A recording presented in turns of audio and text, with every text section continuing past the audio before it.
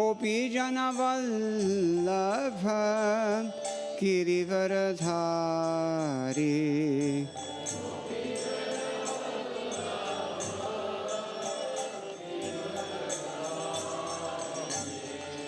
Radha Madhava Kunja Bihari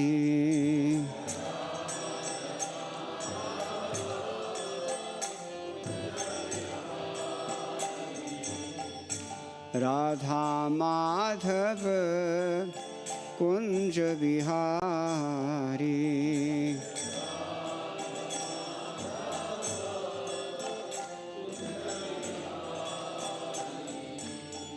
Yashodanandana Braja Jana Ranjana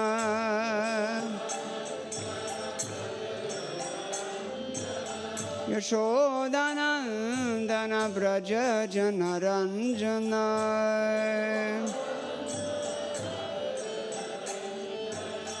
Yashodanandana Braja Jana Ranjana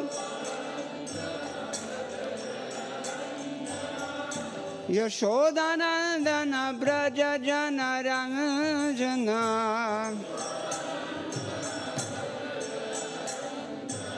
Yashodanandana Braja Jana Ranjana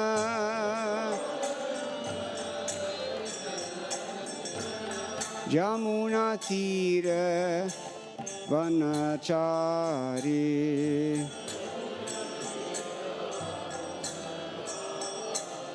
Yamuna Tira Vanachari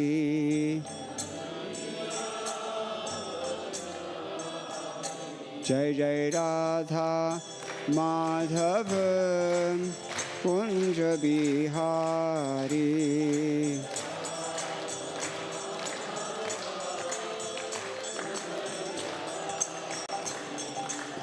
Radha Madhava Kunja Bihari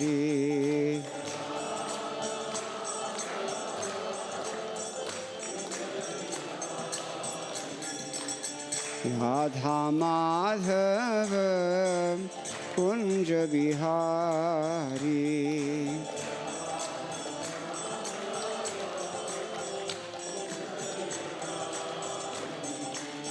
Gopijana Vallabha Girivaradhari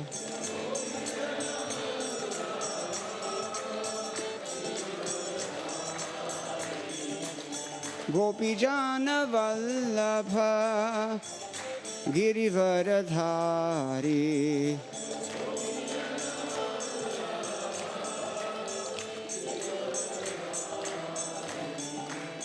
Yashodanandana Braja Jana Ranjana Yashodanandana Braja Jana Ranjana Yashodanandana Braja Jana Ranjana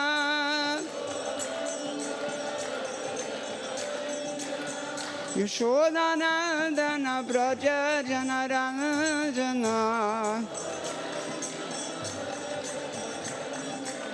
Yashodanandana Braja Jana Ranjana Yamuna Tira Vanachari Jai Jai Radha Madhava Kunja Bihari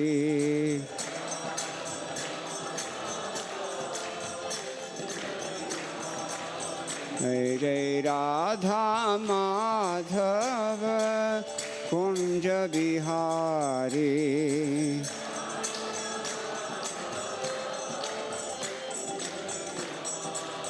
Jai Jai Radha Madhava Kunja Bihari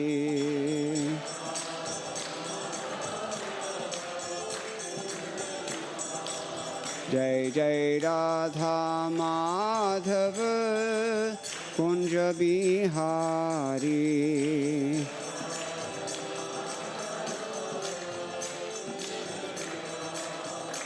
Jai Jai Radha Madhava Kunja Bihari.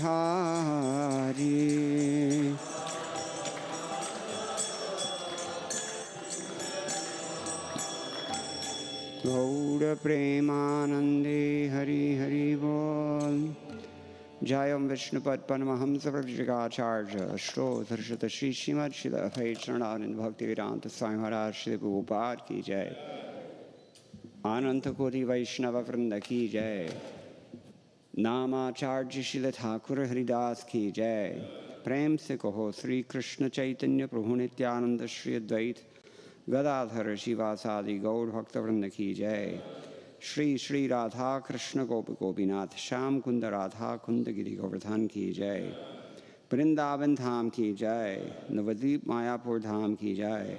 Ganga Devi Ki Jai. Yamuna Mai Ki Jai. Bhakti Devi Ki Jai. Tulsi Rani Ki Jai. Samaveta Bhakta Vrinda Ki Jai. Shri Hari Nam Sankirtan Ki Jai. Grantaraj Srimad-Bhagavatam Ki Jai. ISKCON BBT Samsthapak Acharya Srila Prabhupada Ki Jai. Go Premanande. All glories to the assembled devotees. All glories to the assembled devotees. All glories to the assembled devotees. All glories to Sri Sri Guru and Gauranga. Jai Srila Prabhupada.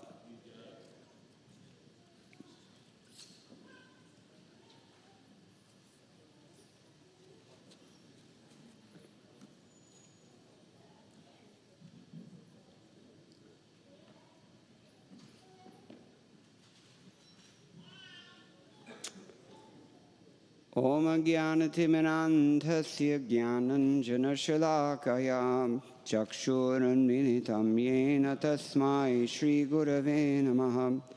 Shri Chaitanya Manobhishtam Sthapitam Yena Bhutale Swayam Rupa Kadamahyam Dadati Swapadantigam. Vandeham Shri Guroho Shri Yutaparakamalam Shri Gurun Vaishnavamscha. Shri Rupam Sagrajatam Sahagana Raghunatan Vitam Tam Sajivam Sadvaitam Savadhutam Parijana Sahitam Krishna Chaitanya Devam Shri Radha Krishna Padan Sahagana Lalita Shri Vishakan Vitamscha. He Krishna Karuna Sindho Dinabandho Jagatpate Gopesha Gopika Kanta Radha Kanta Namostute Tapta Kanchana Gaurangi Radhe Vrindavaneshwari Vrishabhanu Sute Devi Pranamami Hare Priye Vancha Kalpatarubhyascha Kripa Sindhubhya Evacha Patitanam Pavanebhyo Vaishnavebhyo Namo Namaha. Jaya Shri Krishna Chaitanya Prabhu Nityananda Shri Advaita Gadadhara Shri Vasadi Gaur Bhakta Vrinda. Hare Krishna Krishna Krishna Hare Hare Hare Rama Rama Rama Hare Hare. Madgavirapi Gopala Swikuryat Kripaya Yadi Tadaivasam Payaha Pitva Rishayustat Priyajanaha. This is Srimad-Bhagavad-gita as it is, translation and commentary by His Divine Grace, A.C. Bhaktivedanta Swami Prabhupada, founder and Acharya of the International Society for Krishna Consciousness, Savior of the modern world, Srila Prabhupada Ki Jai. Does anyone have any topics that you'd like to hear about or any verses that you want to hear about? Sorry? You want to Charma Shloka? Okay.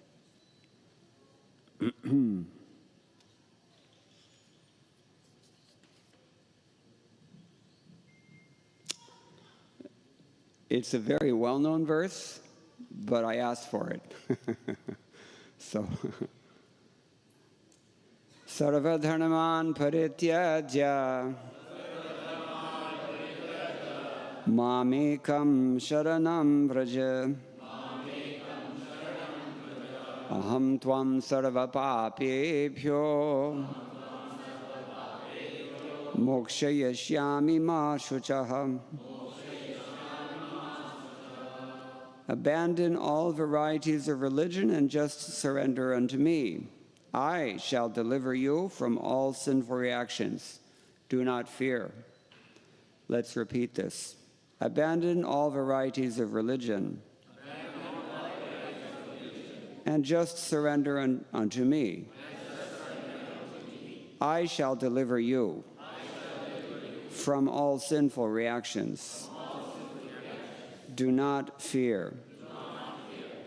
Purport by His Divine Grace, Srila Prabhupada. The Lord has described various kinds of knowledge and processes of religion: knowledge of the Supreme Brahman, knowledge of the Supersoul, knowledge of the different types of orders and statuses of social life, knowledge of the renounced order of life, knowledge of non-attachment, sense and mind control, meditation, etc. He has described in so many ways different types of religion. Now, in summarizing the Bhagavad-gita, the Lord says that Arjuna should give up all the processes that have been explained to him. He should simply surrender to Krishna. That surrender will save him from all kinds of sinful reactions, for the Lord personally promises to protect him. In the 7th chapter, it was said that only one who has become free from all sinful reactions can take to the worship of Lord Krishna. Anybody remember that verse? Okay, he reads Prabhupada's books. Thank you, Krishna Namananda. Right on the bullseye. Thus, one may think that unless he is free from all sinful reactions, he cannot take to the surrendering process. To such doubts, it is here said that even if one is not free from all sinful reactions, simply by the process of surrendering to Sri Krishna, he's automatically freed. There's no need of strenuous effort to free oneself from sinful reactions. One should unhesitatingly accept Krishna as the supreme savior of all living entities. With faith and love, one should surrender unto him. The process of surrender to Krishna is described in the Hari Bhakti Vilas, 11th book, text 676. Anukulyasya sankalpa pratikulyasya varjanam rakshisyatiti vishvaso goptritve varanam tatha atma nikshepa karparnye shadvidha sharanagatihi. That means, according to the devotional process, one should simply accept such religious principles that will lead ultimately to the devotional service of the Lord. One may perform a particular occupational duty according to his position in the social order, but if by executing his duty one does not come to the point of Krishna consciousness, all his activities are in vain. Anything that does not lead to the perfectional stage of Krishna consciousness should be avoided. One should be confident that in all circumstances, Krishna will protect him from all difficulties. There's no need of thinking how one should keep the body and soul together. Krishna will see to that. One should always think himself helpless and should consider Krishna the only basis for his progress in life. As soon as one seriously engages himself in devotional service to the Lord in full Krishna consciousness, he at once becomes freed from all contamination of material nature.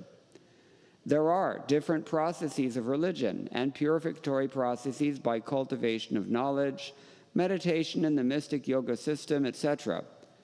But one who surrenders unto Krishna does not have to execute so many methods.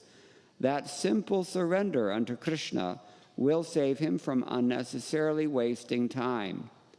One can thus make all progress at once and be freed from all sinful reactions. One should be attracted by the beautiful vision of Krishna. His name is Krishna because he's all attractive. One who becomes attracted by the beautiful, all-powerful, omnipotent vision of Krishna is fortunate. There are different kinds of transcendentalists. Some of them are attached to the impersonal Brahman vision.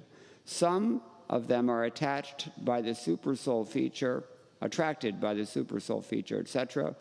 But one who is attracted to the personal feature of the Supreme Personality of Godhead, and above all, one who is attracted by the Supreme Personality of Godhead as Krishna himself, is the most perfect transcendentalist. In other words, devotional service to Krishna in full consciousness is the most confidential part of knowledge, and this is the essence of the whole Bhagavad-gita. Karma yogis, empiric philosophers, mystics, and devotees are all called transcendentalists. But one who is a pure devotee is the best of all. The particular words used here, ma shucha, don't fear, don't hesitate, don't worry, are very significant. One may be perplexed as to how one can give up all kinds of religious forms and simply surrender unto Krishna, but such worry is useless. Srila Prabhupada ki jai. Sarva dharman parityajya mamekam sharanam vraja. Aham tva sarva papebhyo moksha yashyami ma shuchaha. Abandon all varieties of religion and just surrender unto me. I shall deliver you from all sinful reactions. Do not fear.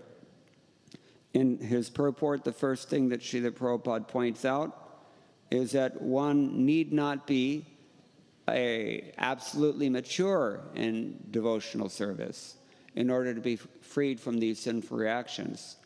It's a process of mercy. Vishwanath Chakravarti Thakur, the great Gaudiya Vaishnava Acharya, he gives a nice analogy to help us understand this. There's green mango and there's red mango, and they have different functions. If you eat a green mango, it will do one thing. If you take a red mango, it will do something else.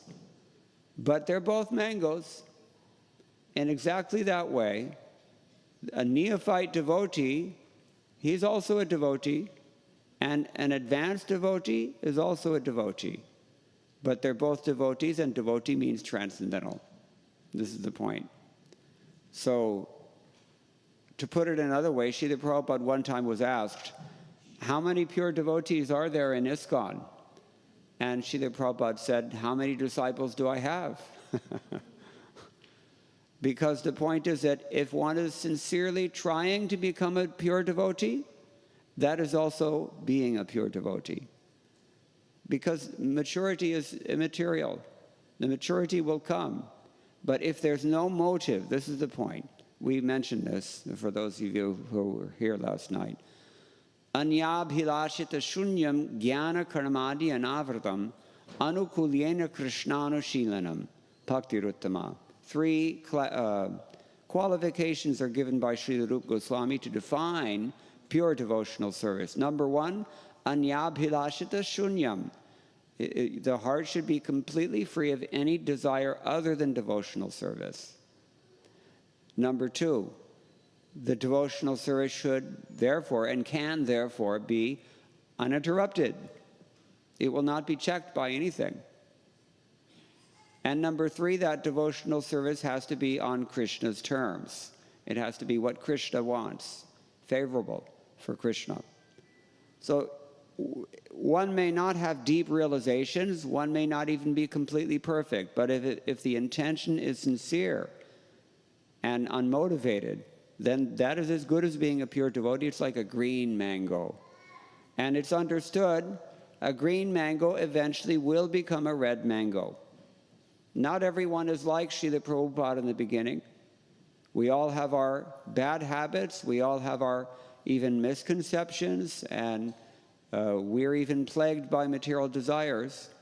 But if our intention is to surrender to Krishna, And if our activities, if we monitor ourselves very carefully and make our best effort to surrender to Krishna, then Krishna can judge us and no one else can judge us. We have to be careful. Should I say that we should not judge others? It's a question, a yes or no question. Shall I say that we should not judge others? Okay, from an ethical standpoint, that's true. But from a scientific standpoint, it's more accurate to say that you cannot judge others. You're not capable of judging others. This is the hard pill to swallow, because we think that we're omniscient. We think we know everything. And we think that, this is you may have heard before that there are different classes of devotees, since we're talking about green mangoes and red mangoes and everything in between. There's the Kanishta Adhikari. His chief characteristic is that his faith is very soft and pliable. He can be swayed in the wrong direction by a good argument or by bad association. But the problem is that the Kanishta Adhikari also has the tendency to think that he's the only one who's advanced. Everybody else is a Kanishta, but I'm actually advanced. They just haven't recognized me yet. So, and he doesn't have very much learning because he never opens these books. He leaves Bhagavad-gita as it is. So, that's the neophyte. The Madhyama Adhikari, how is he characterized? He has strong faith, and he knows the Shastras to some degree because, like Krishna Ramananda, he does read Srila Prabhupada's books. He's not perfect, but he at least can discriminate between the Supreme Lord whom we should worship, the devotees whom we should befriend, those devotees upon whom we should be kind, and those who are actually inimical. He's able to see these distinctions. How is he able to see these distinctions? Only by dint of the knowledge that he has acquired by careful study. That's why Srila Prabhupada really wanted us to read these books and not just distribute them, because that won't happen unless you assimilate what these books have to say. So discrimination is a bad word in today's society, at least in North America. There are those who would have us conclude that any kind of discrimination is bad, but it's not so. We have to discriminate who to associate with and who not to associate with. Now, how in the world are we going to do that if we accept what I just said, that you cannot judge others? How in the world are you going to determine what association to accept and what association to reject? The only basis possible is the knowledge that Srila Prabhupada's books provide us. Specifically, Nectar of Instruction, text number 5, or Srimad-Bhagavatam, 11th canto, where these three adhikars of devotees are mentioned, and other such references that you will know if you're reading Srila Prabhupada's books. So the Madhyama Adhikari is able to do that, but he's not perfect yet. But he can teach. The Uttama Adhikari, the first class, that is to say the red mango, he is complete in his knowledge of the Shastras. His faith is also complete. And he sees that actually everyone else is engaged in serving Krishna, but he's not serving Krishna. In other words, he's the exact opposite of the Kanishta Adhikari. The Kanishta Adhikari is thinking, it's just me and Krishna. We're the only ones who have our heads screwed on right, and all these other guys are in Maya. And this is how the Kanishta Adhikari thinks. The Madhyama Adhikari realizes that, well, no, there's different levels of advancement, and I should gauge where I stand, and I should strategize, make a strategic plan for Krishna consciousness. And the Uttama Adhikari, he thinks, because his faith is complete, as complete as his knowledge of the Shastra, he thinks that, these are all pure devotees, and only I'm a rascal. I wish they would show me mercy. It's something that's not conceivable to us, practically speaking, because we tend to be more on the Kanishta side. Anyway, these are the three adhikars of devotees, but even if one is a neophyte devotee, if one has no unhealthy motive, no personal agenda, no ulterior motive, I mean to say, hetu. Hetu is like, Hetu ka matlab kya hai? Hetu. A cause, in Sanskrit it means a cause, karana also. Or it means generally a motive. So a hetu ki bhakti means bhakti, hetu ke bina, without any hetu. That's the first point that Srila Prabhupada is making here. And he also says that one may have a doubt, because as we heard from Prabhuji, yesham tvantagatam papam jananam punya karmanam te dvandva moha nirmukta bhajante mam dhritavrataha. Krishna tells Arjuna at the end of chapter 7 that if you want to sustain a mature commitment to pure devotional service, I mean to say if you really want to be a survivor in devotional service, then you have to be pious. And you have to have realized the fruits of piety. What are the fruits of piety? Dvandva moha nirmukta. You are liberated from the illusions that are based on duality. What are those illusions? How about male and female? That's a big one that we can all relate to, isn't it? It's what makes the world go round. So, but there are so many others. I'm young, I'm old, I'm black, I'm white, rich, poor, foolish, intelligent, adi, adi, adi, adi. So these kinds of conceptions of life in which we see someone else in accordance with their temporary karma and assess that person and maybe even calculate, what I can get from this person or what kind of threat this person poses to me. This is passionate intelligence. And it is exactly the kind of thing that we have to become free from. And how do we become free from that? By engaging in pious activity, because pious activity by its very nature involves yajna, dana, tapas. Sacrifice, charity, austerity. I would say austerity is the big one. What is the main austerity that we have to perform in Kali Yuga? I heard this from Srila Prabhupada the other day in a recording. He said the main austerity in Kali Yuga is to become more humble than a blade of grass, more tolerant than a tree, ready to offer all respect to others without expecting any honor in return. That is very, very, very difficult. It's very simple, but it's very difficult. If you don't believe me, try it. So when our character is purified by these pious activities, then Krishna says we can actually sustain a mature commitment to pure devotional service. What happens otherwise?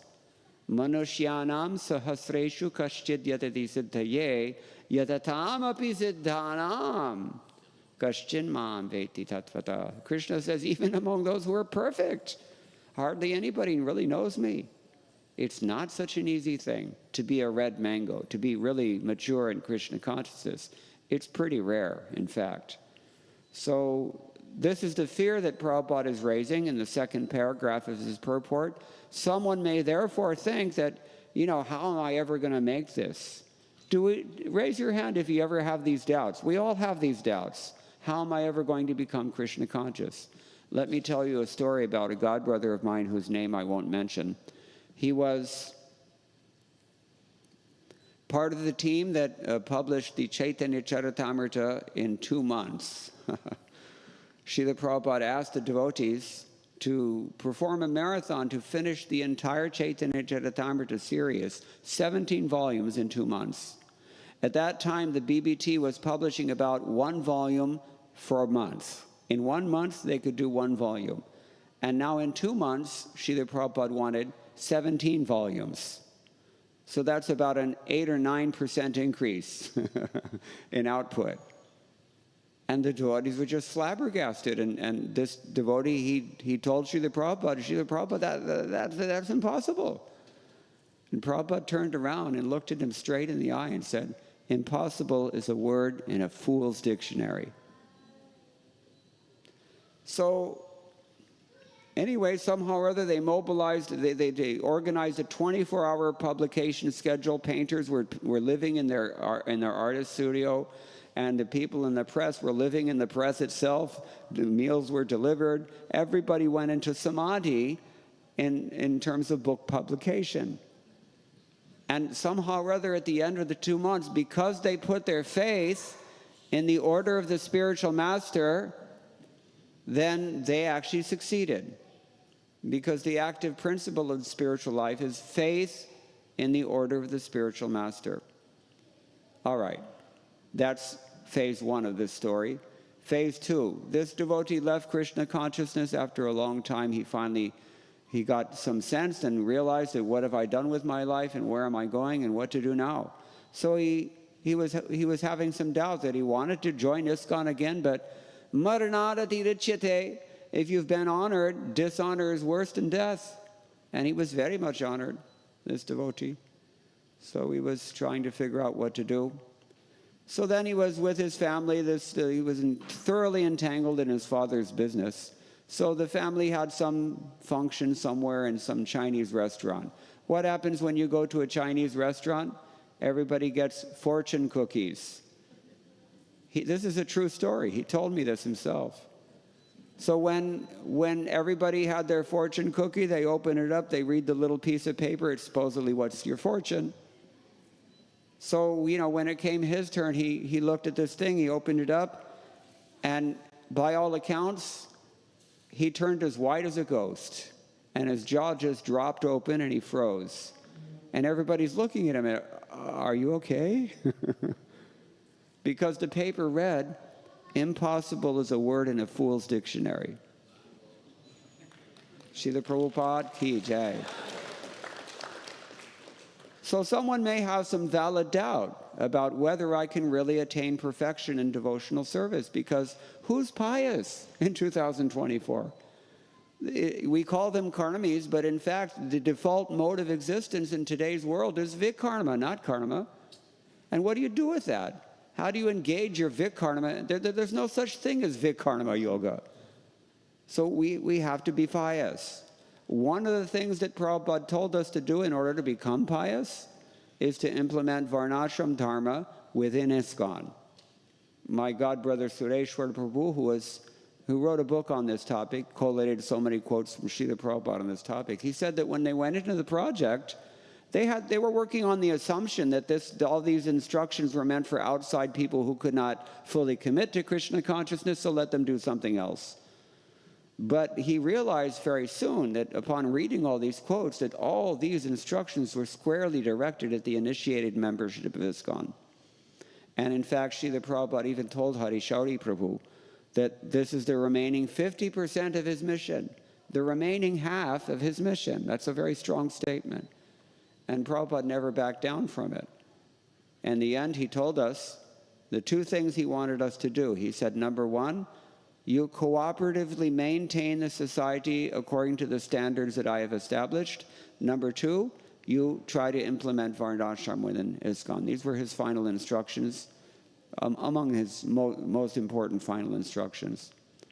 Actually, those 2 instructions are very closely related, because only if you are working within a Varnashram society can you sustain that society, right? Everybody heard this? Dharmo rakshati rakshataha.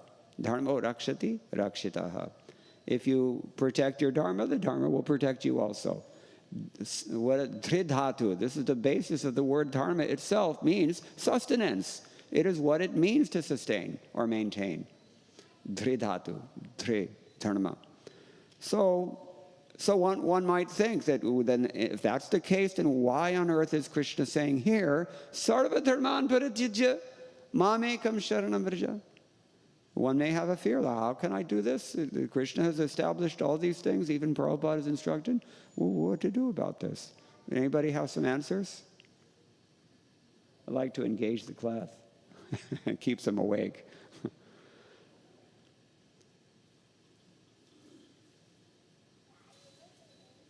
The fact of the matter is that Krishna wants to demonstrate for us how serious it is to really assimilate, to really understand this principle of exclusive devotion. In Vrindavan, we call it ananya bhakti. Nothing but surrender to Krishna. Just like in the Govardhan Leela, everybody was prepared to worship Indra, and Krishna checked that program in a major way. because he really wanted to emphasize it. Come se come Vrindavan, ma'am, my own people. They should not be demonstrating this kind of fruit of activities and mundane, traigunya vishaya, as he calls it elsewhere in the Bhagavad-gita. Instead, they should be demonstrating only ananya bhakti. This is the example that he wanted his devotees to set. And here in Bhagavad-gita, this is also the example that Krishna wants devotees to set. So then, what does it mean then, actually, how do we reconcile with sarva dharman parityajya mamekam sharanam vraja? It seems like they're two different things, but they're not two different things. Look at it this way. In Bhagavad-gita, there are many, many different ways to interpret Bhagavad-gita. I mentioned last night, there's so many different interpretations of Bhagavad-gita, correct? Everybody has their own spin on Bhagavad-gita. We're not interested in a spin. We're interested in what Krishna really wants. So, but no matter how people interpret Bhagavad-gita, that one thing that everybody agrees on is what? Practically. At the end of the Bhagavad-gita, what is Arjuna going to do? He's going to fight. That is a fact. He's going to do his duty at the end of the day. So then that obviously means that he's not supposed to give up that, right? Sarva dharman parityajya means, instead, whatever concoction we have of something that is going to save us or elevate us outside of Krishna consciousness, that is what we have to give up. There's absolutely nothing preventing you from engaging that very same thing in Krishna consciousness. But the notion that it's outside of Krishna consciousness, that has to be given up. So, for example, Srila Prabhupada, I mentioned already that he asked us to perform varnashram dharma within ISKCON. But that is not ordinary, mundane varnashram dharma. And certainly we do not depend on the fruits of that varnashram practice. If we make that our shelter, then we are totally in Maya and have completely missed the boat.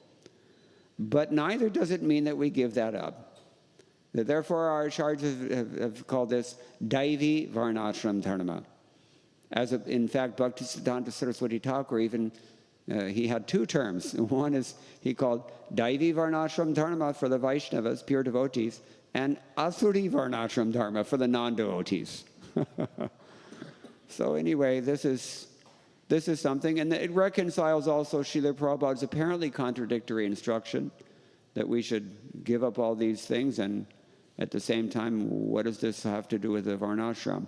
Anybody who's really curious about this, you can listen to a conversation from Mayapur on February 14th, 1977, in which Srila Prabhupada is speaking with several of his leading disciples about this topic. And in fact, you can see the doubts that they harbored about it. And in fact, I would go so far as to say, it seems to me that even many of them were implicitly arguing with Srila Prabhupada. Really, I mean, they actually had doubts. And Srila Prabhupada is, as usual, dealing with them very adroitly. But the point is that there's not necessarily a contradiction between performing dharma and surrendering to Krishna exclusively. At least not in ISKCON. Maybe outside of ISKCON, possible. But within ISKCON, we have that order upon our heads. And we've already mentioned that the active principle of spiritual life is the order of the spiritual master.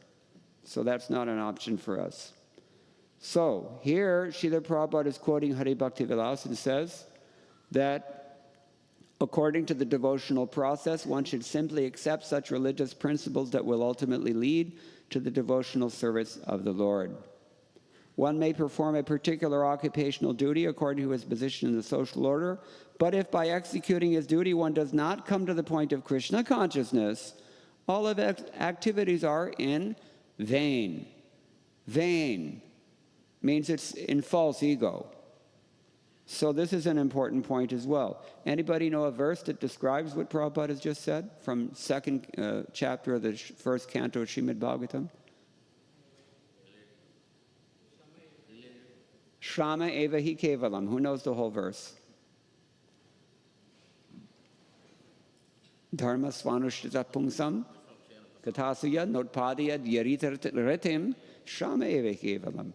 If your performance, the so-called performance of Dharma, does not bring you to Krishna consciousness, what have you gained? Because you're not leaving the karmic realm. You will come back again and take another pious birth, but still mundane birth. You could do the same thing and go back to Godhead with it.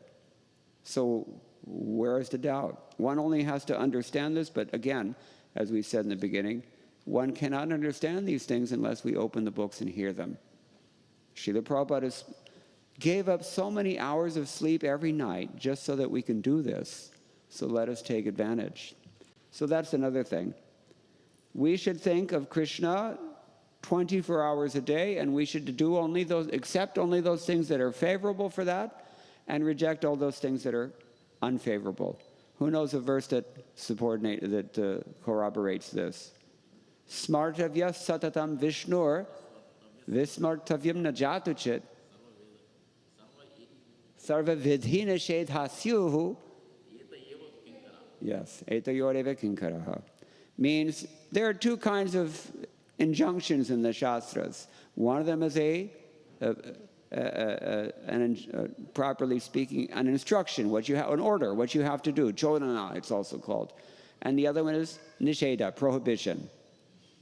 In logic, we call this anvaya vyatireki nyaya. You get positive coverage, negative coverage. There's no escape route. You always remember Krishna and never forget Krishna. Then it's completely covered. That's the best kind of coverage, vyapti. So one should always do things that are favorable for Krishna consciousness. Now, how do we know what's favorable for Krishna consciousness?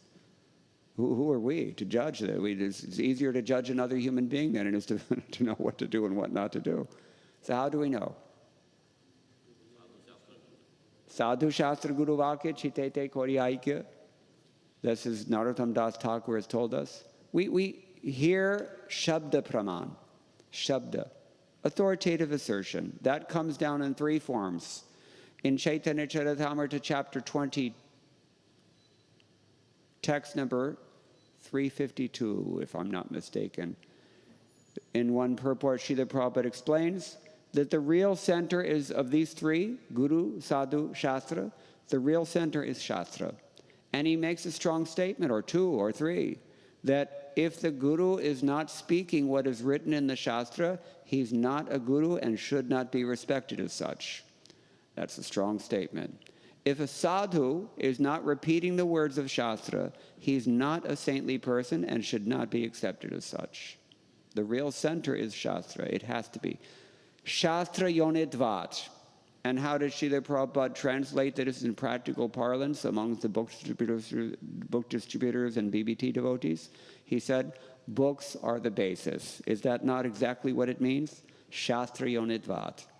Everything comes from these books. And Prabhupada so many times, I told you last night, Srila Prabhupada said, this movement's authority is in the books only. If we adhere to the books, we are authoritative. If we do not adhere to the books, we are not authoritative. If you want to change the trajectory of the entire sampradaya and thereby change the future of this world, all you have to do is nothing. Don't read Prabhupada's books. You will stay in material consciousness and everything will be ruined, guaranteed. That's my strong statement. So, what it means to surrender, you accept whatever is favorable and reject whatever is unfavorable. That should be on the basis of Shastra, but who are we to understand Shastra? Therefore, we have the sadhus, that means the tradition, Guru Parampara of acharyas in an unbroken chain of disciplic succession, and ultimately, for your own life, making practical decisions, we have the spiritual master to guide us. Should be so at least, if you have a bona fide spiritual master who has time for you. So this is very important.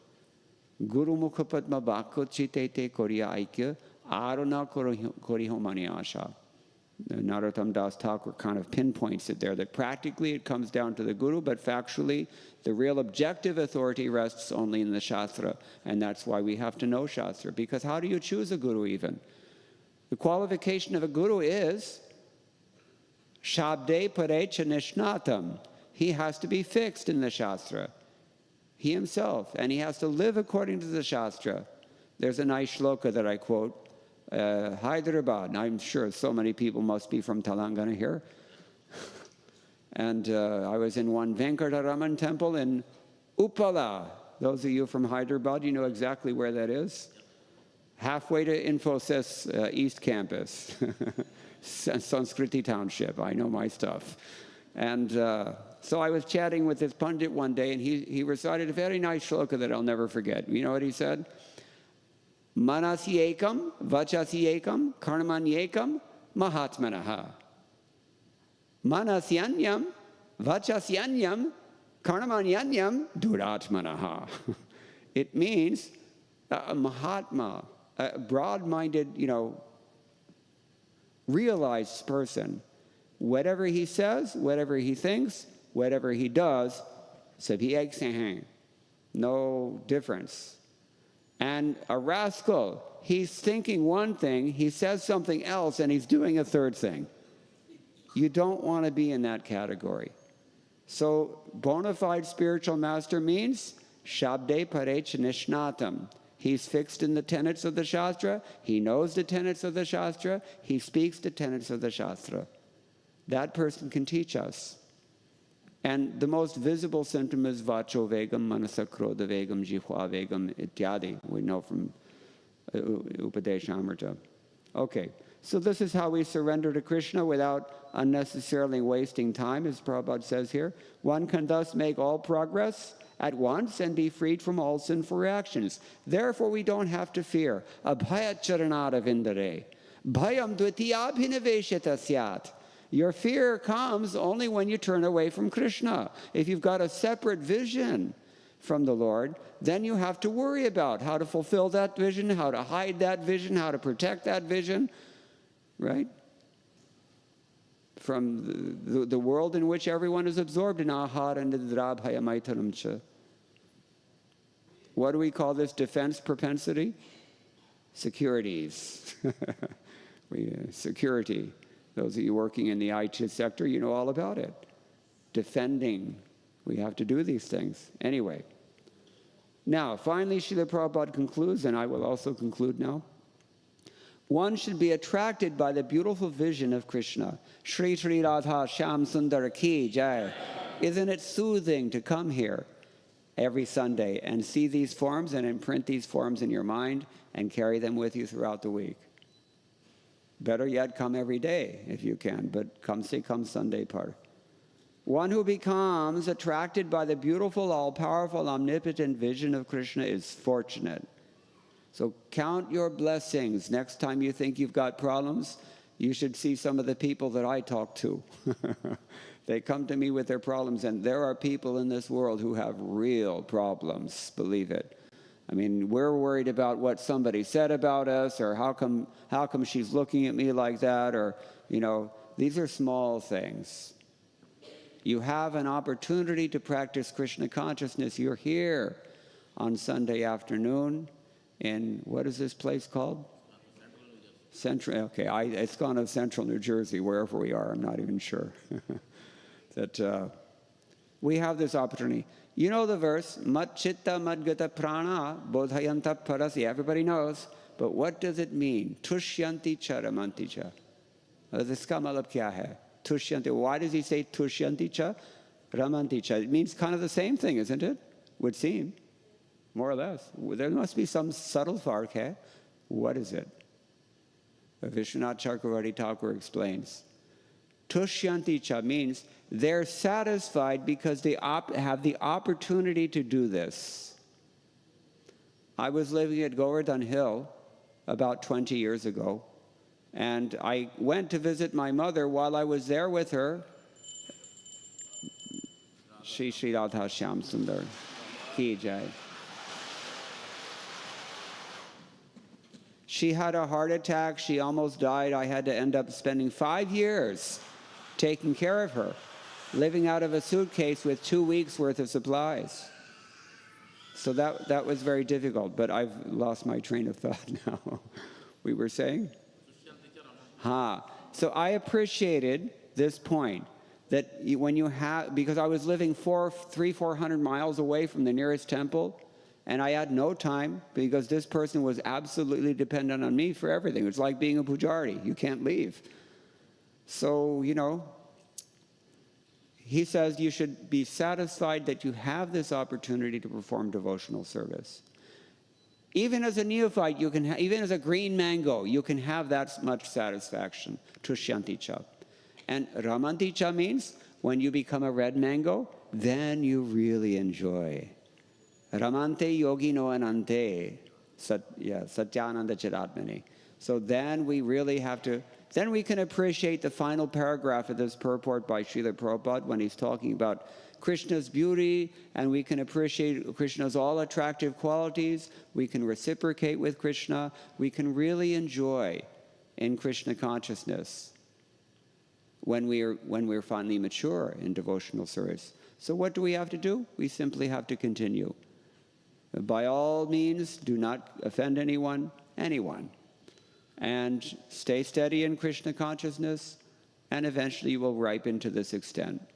So Krishna says, Sarva dharman parityaja mamekam sharanam vraja, aham tva sarva bhapebhyo mokshayashyami ma shucha. Don't fear.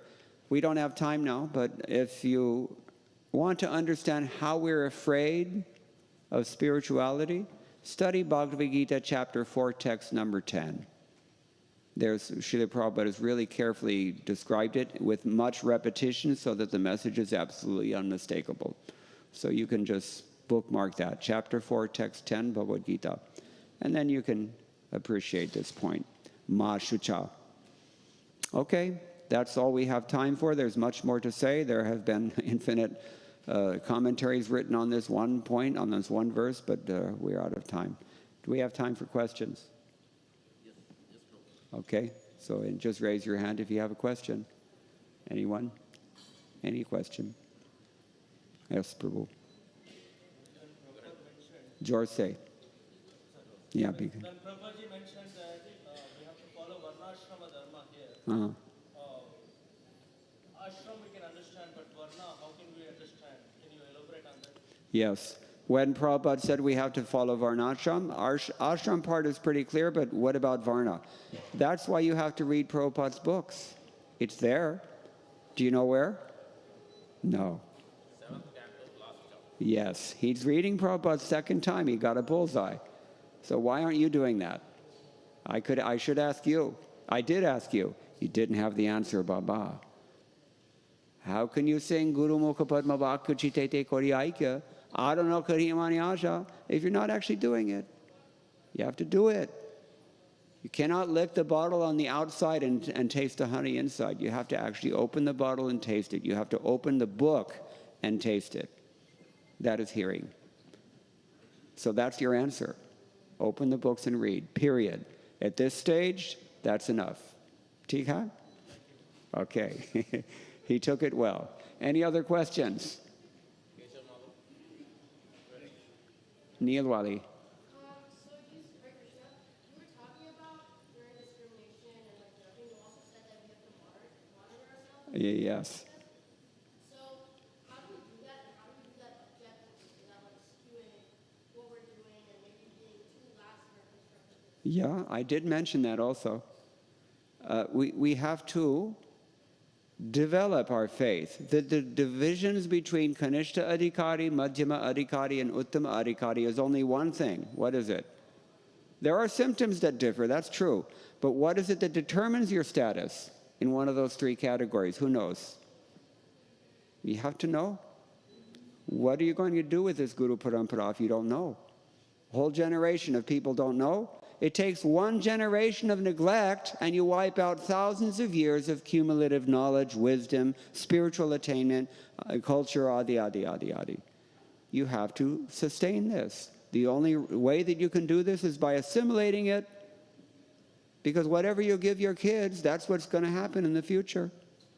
Think about it. It's very serious business. So we mentioned that we have to discriminate on the basis of the injunctions of the Shastras, the instructions of the spiritual master, and we pointed out that those instructions should always adhere and I want to say adhere and represent the injunctions that are there in the Shastras. But if we don't know the Shastra, that's a little bit like stuffing your pockets with cash and heading for Chor Bazaar and thinking that you're going to buy gold. You will definitely get ripped off. And it doesn't take much to pull the wool over your eyes. Because I know Sanskrit, I can say pretty much anything I want to and quote some obscure source, and as long as it's in Sanskrit, you're all wowed, and I can be cheating you like anything. So what's the guarantee that somebody else isn't doing that? What's the guarantee that I'm not doing that? You have to know. And the only way to know is by hearing. So that's a very, very important point. That the basis of the Kanishta Adhikari's discrimination is the fact that he knows at least some Shastra. He may not know perfectly as the Uttama Adhikari, but he knows better than the Kanishta. Do not remain Kanishta Adhikaris. There's so much more that we can say about this. You can study the commentaries on chapter 17, texts 1 through 4, especially that of Baladev. He talks about this also, different qualities of faith that exist. Is it satisfying your question? Anything else? Okay. The shloka mentions about Sarva Dharman Parityaja. Yes. I just wanted you to elaborate about dharma, where Lord Krishna says that abandon all forms of religion rather than adharma. I just heard Srila Prabhupada. His question is, please elaborate on Sarva Dharman Parityaja. What are those kinds of dharma? I heard Prabhupada explain this just the other day. Prabhupada said, these dharmas that Krishna is referring to here refer to what he often used to call manodharma, concocted ideas about what I need to be doing or what is more important than bhakti, or like this. Anything that may be dharmic, as Krishna himself said, Traigunya Vishaya, Nistraigunya Bharjana, he told Arjuna, get out of all this Traigunya stuff. This is what he's talking about. But it doesn't mean that you give up your Nitya Naimitika, Nitya Kriyas and all that. Because that's a recipe for social chaos, as we're seeing. So, this much has to... It's like this. Bhakti, by its very nature, relieves you from karma, but not all of it. Because if you're relieved of all prarabdha karma, what happens? Death. You die. Only karma is keeping this body going. So some karma has to remain. Similarly, the little bit of dharma has to be there, just enough to maintain devotional service. Body and soul together, as Prabhupada always used to say. So like that. But he's talking about these concocted dharmas. There's two ways that I see to look at this. One, all the concocted dharmas that have nothing to do with devotional service, the Traigunya things. The second thing is even those dharmas which are favorable to devotional service, if we see them as independent of devotional service or separate from devotional service, that is the most subtle anartha. Separate from devotional service. For example, somebody thinks that if I do not perform my varnashram dharma faithfully, then I will incur sinful activities, even though I'm chanting Hare Krishna. That's actually not true, because Krishna will cover for you. But what kind of offering is that? As I said, there's no such thing as Vikarma Yoga. So we're instructed to do otherwise, and that should be our focus. Guru Mukha Padma Vakya Chitaiti Koryaika. Is it clear? You sure? You're not looking clear? Okay, good. No, I like your honesty.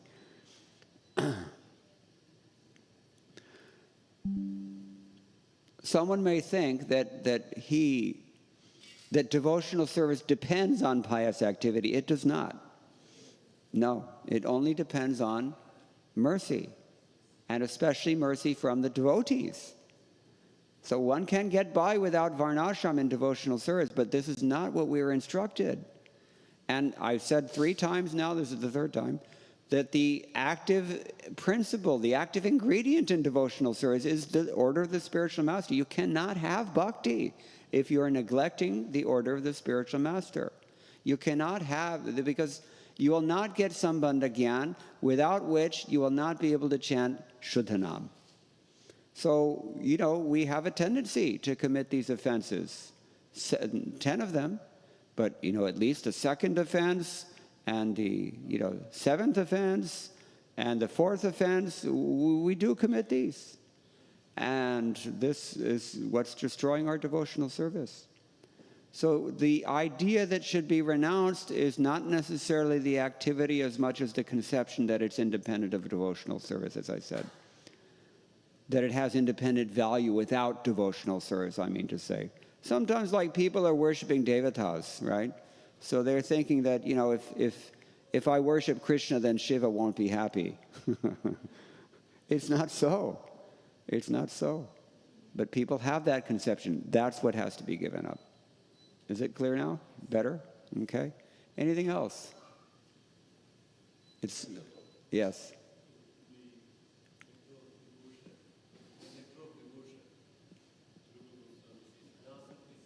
Yes.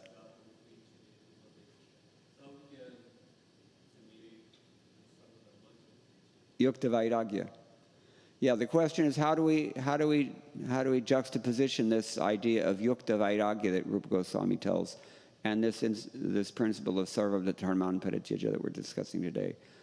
I don't see a contradiction, because if something can be engaged in devotional service productively, or as Prabhupada's quoting from Hari Bhakti Vilas in the purport, if something is favorable for devotional service, there's no need to give it up. But you have to engage it in devotional service. Otherwise, it's not yukta vairagya. It's ayukta vairagya, viyukta vairagya, right? Yukta means engaged, connected. You have to see the connection between what we would ordinarily give up. If it's actually favorable for bhakti, we should do it. Just like this. Selling books, running a big business, and becoming completely absorbed in sales and orders and all these things, this is it's mundane activity. But when we're doing this for Krishna, and it makes Srila Prabhupada very happy, thereby Krishna is satisfied, and we should never consider that to be mundane activity. Prabhupada even writes this in the 10th canto. To be completely absorbed in distributing books for Krishna, that is samadhi. Tamal Krishna Goswami came to Srila Prabhupada once and said, Prabhupada, I haven't read your books for 3 months, but I've memorized the Bombay municipal codes all the way back to 1936. And, Prabhupada told him, sleep less. But, he said that, Prabhupada on another occasion, the same problem, he said that if you just get this thing done, build this temple, then Bhaktivinoda Thakur will take you by the hand back to Godhead. This is our process. We're not really trying to elevate ourselves by some independent means other than bhakti, although we may engage those when they're favorable, under the orders of the spiritual master, bona fide spiritual master. But we have to do that, actually. And, everything should be engaged. If Varnashram is as favorable as Prabhupada has always indicated throughout his books, then we have to accept it and engage it. And that's pure devotional service. It's like a red-hot iron. It's not fire, but it's as good as fire. Or the spiritual master, or the deity for that matter. Everybody knows the deity is marble, but the deity is not marble. The deity is Krishna. Similarly, everything engaged, brahmarpanam brahmahavir brahmagnau brahmana hutam brahmaiva tena gantavyam brahma karma samadhina. Everything engaged in this sankirtana process becomes transcendental. Is that okay? Yes, so we should give more emphasis on this. I'm not hearing you, sorry. So more in the scriptures, I think, is giving more emphasis on this. Yes. Yeah, I'm not following what you're saying. We should give emphasis on this verse more. Yeah. Yeah, it's very instructive. They're all, I mean, you know, the thing is that we should read Prabhupada's books. Our heads should be full of these books. I told you last night in 1976, Prabhupada told us, you should know my books the way lawyers know their law books. Otherwise, how are you going to quote from them when you need to? They're not going to save you unless you're hearing from them. It's not just, you know, you can't just have the books in your house. I mean, that's auspicious, sure. But, you know, the real thing is that the book should be in your heart. Otherwise, what are you taking with you into the next life? You can't bring your bookshelf with you. It has to be here. One time a scholar went to interview Srivats Goswami at the Radharaman temple. So he wanted to record, and Srivats Goswami said no. He said, it is recorded here. This is what we're doing. You know, whatever we're doing in this life, we have to put it into, you know, we have to burn it into the microchip, so to speak. It has to be really deep. Je goranga modhurji lila jare karne probeshilo. Antar hridoy nirmol bhelotar. That's the point. Not in one ear and out the other ear. It has to go in one ear and to the heart. And then then it works. We have to hear deeply, and we have to hear daily, and we have to hear regularly, very seriously. Anything else? No? Okay, so...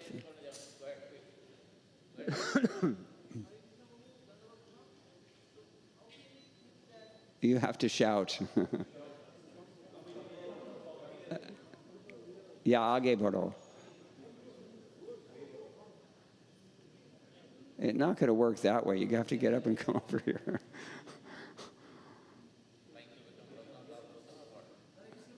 Okay.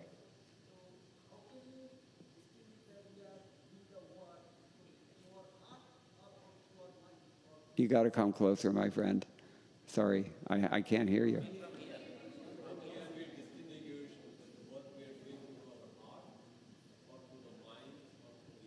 How do we distinguish whether what we want to do is coming from Paramatma or from the mind? Is that what you're asking?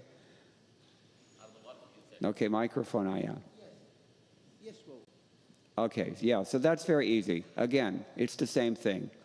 You have the orders of the spiritual master, but you have to know those orders, which means you have to hear those orders, which means you have to open the books and read them. I mean, now people are busy. Nobody reads any book except Facebook. They can come say, come, you should take one of these little devices and hear the lectures. I see people doing this now. This seems to be the popular mode of hearing. I'm okay with it. You know, kuch karna padega, that's the point. Otherwise, you're not going to become Krishna conscious unless you're hearing. So just you have to hear, that's all. And then all the instructions are there, you know. These days, whenever people ask me any question, I just have to give them this answer because this is the problem, you know. People are not reading. And Prabhupada complained about it in the 1970s also, but it's so much worse now than it ever was before. It's a collision course. It's a wrong, you know, trajectory, and we need to correct it. Is that okay? Because the instructions are all there. If you know, whatever you do has to be according to the Guru Sadhu Shastra. What does Krishna say? Tasmat Shastram Pramanam Te Karya Vijanataha at the end of chapter 16. You should know what to do and what not to do on the basis of what the Shastra enjoins or prohibits, as the case may be. And on the other hand, negatively, also, it's again the same logic, positive, negative. Yashastra vidhamutstrijya vartate kamakarataha nasa siddhim avapnoti nasukham naparamgatim. Means if you just whimsically act without caring about what the Shastra says, that means if you just go out, continue in devotional service without reading Prabhupada's books, that's how I'm translating it, then what are you going to get? You're not going to be happy, you're not going to get success, and you're not going back to Godhead. So this is what we have to do. All right? This is why Prabhupada told us, every day you sing this song, Shri Guru Charana Padma Kevala Bhakti Sadmatyadi. You know, they don't do this every day in Gaudiya Math. Prabhupada instituted this in ISKCON. And he did so because that song is so important. Even though it's a simple Bengali bhajan, it is so deep and so essential and so important that Vishwanath Chakravarti Thakur wrote a Sanskrit commentary on a Bengali song. Because it's so important. Yasya prasadad bhagavat prasada. Do you believe it? Okay. I've more than answered the question, so. Anything else? Last thing? Otherwise, I think it's time to wrap up. Thank you all very much. All glories to Srila Prabhupada.